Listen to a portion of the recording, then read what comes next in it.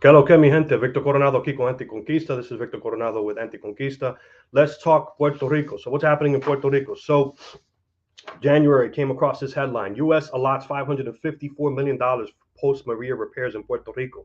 The U.S. government has allotted more than $554 million to repair some 275 public housing complexes in Puerto Rico that were damaged by Hurricane Maria more than 4 years ago. The money was approved by the U.S. Federal Emergency Management Agency. It also will be used to remove lead and asbestos and repair basketball courts. Officials said more than 4,600 buildings in the public housing complexes will benefit from the funds. This isn't anything new.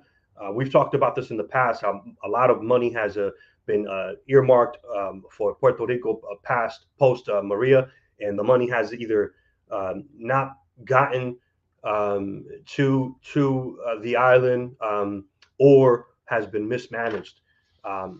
Also, in the news, here's a headline. This was the Associated Press. Judge signs plan resolves Puerto Rico bankruptcy battle. So what happened? So in 2015, the government of Puerto Rico, declared that it could no longer afford to pay more than $70 billion in debt that it had accumulated through decades of mismanagement, corruption, and excessive borrowing. It had also more than $50 billion in public pension liabilities. And so in 2017, they filed for bankruptcy, a year after Congress created the Financial Oversight and Management Board for Puerto Rico. So what happened? So they filed for bankruptcy, and after a 5-year battle, a federal judge signed a plan that would slash the Puerto Rico's debt as part of a restructuring plan that allowed the Puerto Rican government to start repaying its creditors. The plan is marked as the largest municipal debt restructuring in U.S. history, and there is some concern on the island. They quote an economist, a Puerto Rican economist and professor, Jose Caraballo. This was just a few quotes by him. He said, "This one is very important for the economy of Puerto Rico because if it means a rise in energy costs, it makes us less competitive. Borrowing is playing with fire," he says. "You need to have people who know what they're doing. Otherwise, one can return to the disaster we call a debt crisis." And again, some folks are worried about austerity measures, which the board, the head of the board, who recently resigned, by the way, her name is Natalie Jaresco. I'm smiling because I'm going to do another piece on her. She's an interesting character, and I'm being very, very polite. But I'll do another video on her on another day. She's poo-pooing the whole idea that there's going to be some sort of austerity measures, and she's quote unquote confident. Her and the governor. Here's a piece from The Hill. The Puerto Rican governor, Pedro Pierluisi. Puerto Rico no longer facing any significant fiscal challenges. Okay, now this is the same guy who's also advocating for Puerto Rican statehood in Congress. He's lobbying hard for Congress to do something about Puerto Rico, but his position is that Puerto Rico should become the 51st state of the union, which is insane to folks like us over at Anticonquista. And he's making statements now like, "Yep, everything is fine. The economic situation is being settled. Nobody has anything to worry about. We're good. We're totally good. Everything is fine." That's what he's selling. However, while that's happening, here are a few other headlines. Thousands of Puerto Rican teachers rally for higher wages. This was recent. About 5,000 teachers or so were out in the street. More than 70% of public school teachers were absent from school during this protest, and they're demanding higher wages and better working conditions.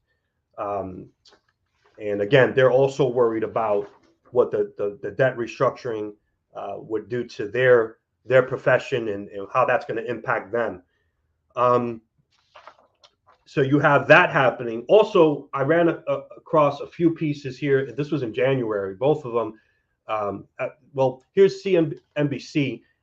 This one's titled, well, actually, let me go to the Washington Post piece first, because the headline was great. I didn't like the article too much. It was just too much fluff for me. I was hoping they could just get to the point and give me just the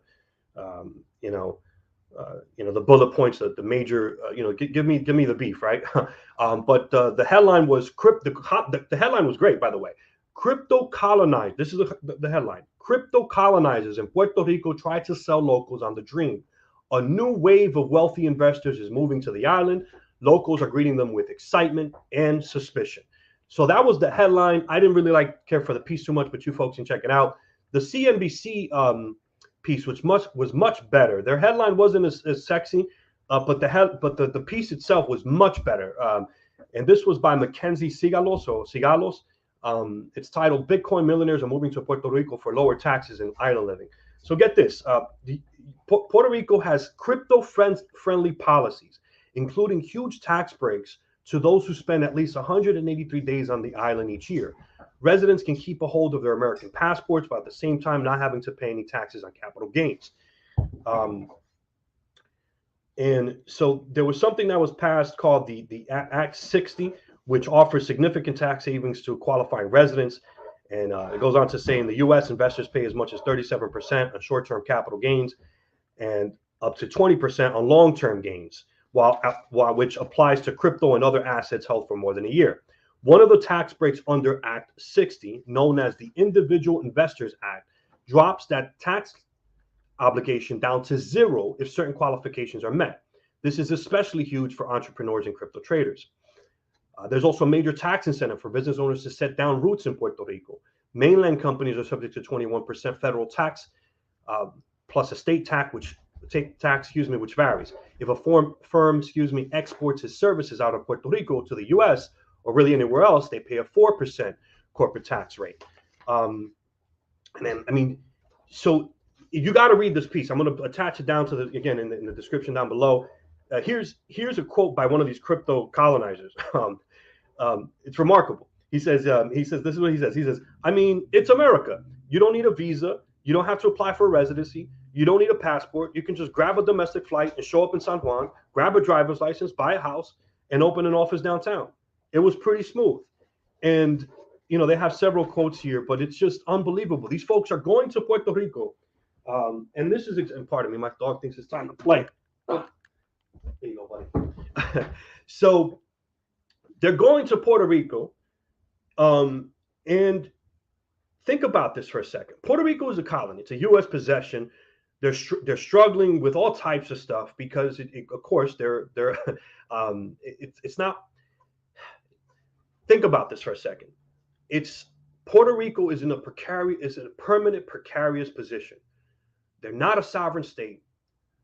They're a colony of the United States. They don't get to. They're U.S. citizens, but they're neither a state, right? A U.S. State, so they're not part of the Union. They're not part of the United States in that way, and they're not a sovereign state, right? They don't have a quote unquote president. They have a governor, right? So they're beholden to Washington, and it's just Puerto Rico. When you study the history of Puerto Rico, it's just economic crisis after economic crisis. Many have left the homeland. Millions of people have left the homeland. In fact, I don't know if this still holds true. I believe, and someone could fact check me on this, I believe there now may be more Puerto Ricans in the U.S. than there are on the mainland. So because of this colonial status that they have, which creates all these economic crises, you have all these Puerto Ricans fleeing Puerto Rico, right? Because it's the material conditions are there in Puerto Rico are just that dire. And you have these Americans, right, who are seeing an opportunity, who can go to Puerto Rico, pay no taxes, and just pretty much take over the fucking island. This is insane.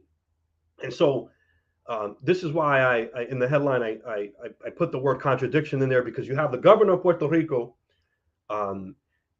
who's saying everything is fine, everything is good, and the Biden administration saying, yeah, we're going to give you guys $12 billion. And we've seen this playbook over and over play out. Pardon me, my dog is still trying to get my attention. So we've seen this playbook play out over and over. And guess who suffers? The Puerto Ricans. And guess who wins? U.S. imperialists, U.S. capitalists who take advantage of the Puerto Rican people. And so, I'll leave it there. I'm going to follow up on Natalie. Blanking on her name. What's her name? Natalie Jaresco, I believe her name is. To be polite, she's a very interesting character. I've been looking into her background. I haven't really seen too many people talk about her, but I'm going to do a separate video on her. All right, comrades, friends, and supporters.